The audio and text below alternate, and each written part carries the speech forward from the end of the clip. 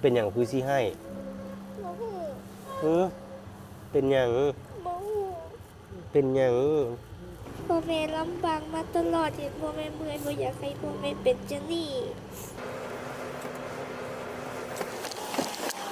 สบายดีน้องไปขายใส่มาเมื่อนี่ไปขายแต่ตลาดลือไซมาบ่าป้าพากันขายแต่จังโมง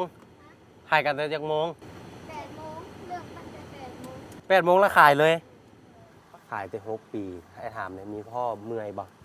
บางครั้งกระท่อกับเมื่อยมันบ่บางครั้งเคยให้บ่บ่เคยให้บ่เคยให้เลยคันเมื่อยเห็นอันใดเมื่อยก็นั่งพักผ่อน เมื่อยก็นั่งพักผ่อนแดดร้อนฝนตกสิก็นั่งลบแล้วก็ลุยต่อมันบ่นี่อาชีพเว้าสู่ฟังใหญ่ขึ้นมาพร้อมฝันตัวอยากเฮ็ดหยังตัวเป็นได้หมดนะขอเพียงแต่ว่าชูอย่ายอมแพ้นี่บ่มีหยังเกินความพยายามดอกอันตัวเก่งจังซี่ตัวตั้งใจจังซี่มื้อใดมื้อหนึงจังไดตัวก็ไปฮอดฟังฝันแน่นอนเด้อมื้อนี้ไอ้ขออุดหนุนเด้อไอ้ขอซื้อหมดนี่แหละอันนี้เท่าไหร่อันนี้40มันบ่อันนี้เท่าใด20,000อ่ะ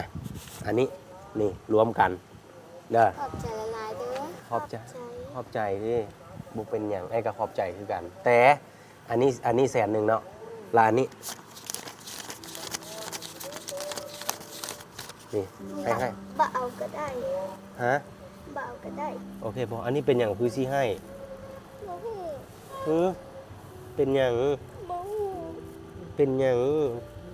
บ่เป็นอย่างอันนี้เอาให้ไว้เป็นทุนการศึกษาบ่เป็นอย่างหักแพงเอาเก็บไว้บ่เป็นอย่างเด้อเอาให้เพราะว่าไอ้เห็นตัวเก่งเข้าใจบ่ให้มาไอ้ให้กำลังใจหาเอ้ยนะเป็นอย่างคือให้น้ำเอื้อยบอกไงแน่สาเหตุเป็นอย่างคือให้นี่บอกเอ้ยเด้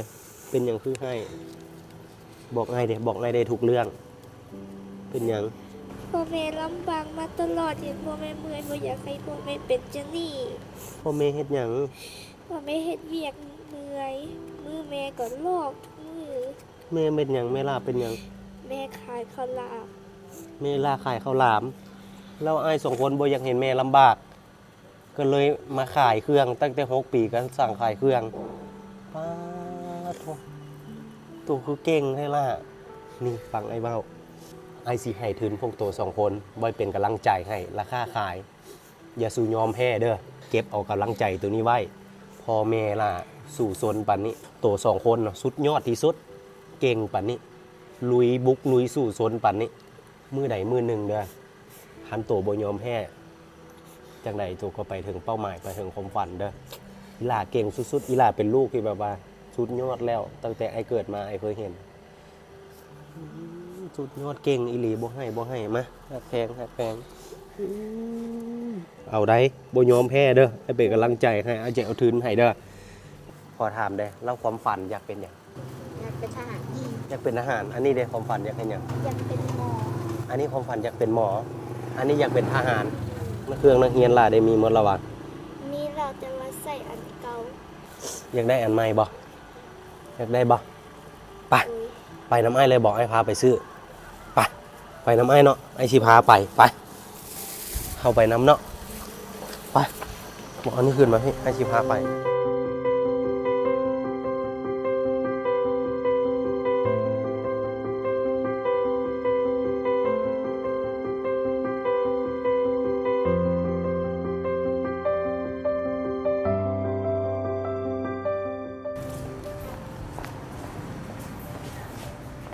อันห้าวหาได้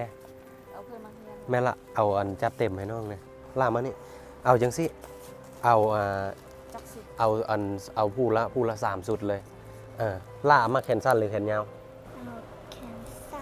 เอาแขนสั้นอันนี้มาแขนยาวเ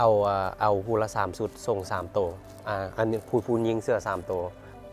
แม่เอานี่3 อันเนาะโอเคแล้ววันนี้เกือบดูแม่เบิ้งได้นี่ว่าใส่เบอร์ใดลองเบิ่งนี่ล่ะลองเบิ่งใส่เบิ่งใหญ่พอดบ่จะมีกับพอดีว่ะเอาตัวนี้เลยเนาะโอเค6,600,000 1 2 3 4 5 6ขอบใจเด้อเอ้ยเด้อ เจ้า โอเคขอบคุณขอบใจหลายเอ้ย เจ้า อ้ายเป็นหยัง